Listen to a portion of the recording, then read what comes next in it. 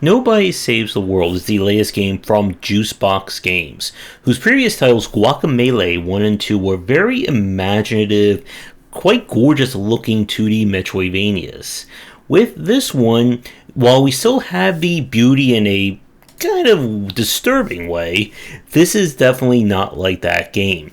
And it may annoy people who are looking for a little bit more depth, but what we have here is a very interesting take on the RPG formula, despite the fact that you're watching me beat up enemies as a mermaid right now. So, the concept of Nobody is that we are, well, a nobody in a world that has been befallen by a mysterious plague known as the Calamity. And it is up to us to explore and figure out what it is and how to stop it. Our key mechanic here is that we can change our form into any matter of weird, wacky, and no eyeball-ish kind of creatures. Each creature has a distinct set of abilities, passives, as well as modifiers to their stats. Now, what separates Nobody from other games is the progression. In this title, progression is defined by completing quests. That is it. There is no experience upon killing enemies. Instead, everything that you do revolves around different quests, and you can see the quest log on the left-hand side of the screen. There are 3 kinds of quests in the game.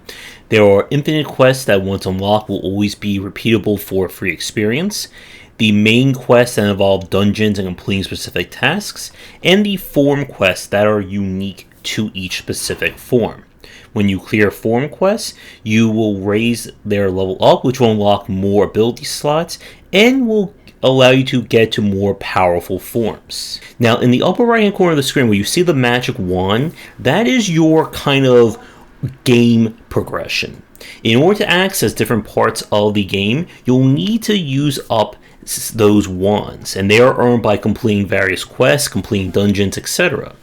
And what they've done is they've turned this game into just a almost, well, it does end, but a very long set of short form quests. You're not really aiming for long term for the most part. You're just trying to complete the next quest to get you the next item, which will then let you go further and do that more with the forms. Now, the forms themselves are fairly interesting. You will eventually unlock the ability to mix and match abilities and passives.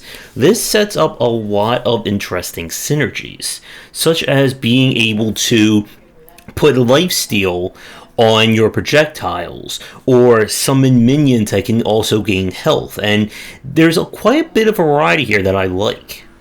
Now, with that said, with Nobody Saves the World, I feel that's what's going to disappoint a lot of people, and what kind of disappointed myself is that while the concept is great, it doesn't really go as far as I would have liked.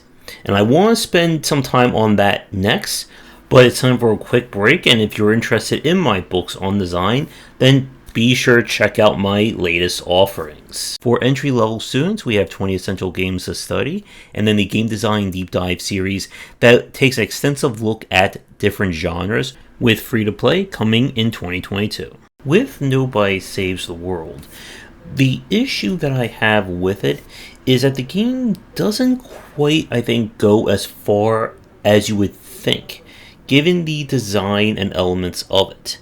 So, right off the bat, each character has very basic movements. I think part of that was the fact that this was designed for co-op play, so they didn't want to make the different characters, completely unique or complicated. What that unfortunately means is that controlling every character, for the most part, is just literally the same.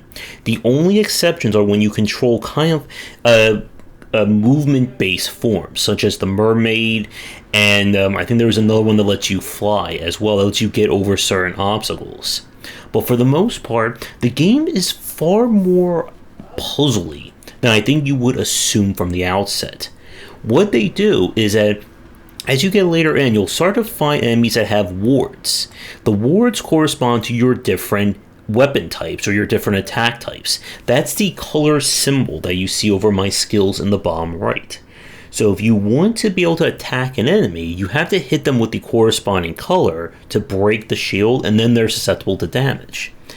As the game goes on, you'll start to run into dungeons that have unique rules and modifiers to them, such as enemies may gain health back, no health pickups, and your job is to basically figure out, given my forms and my passives, how do I break this dungeon?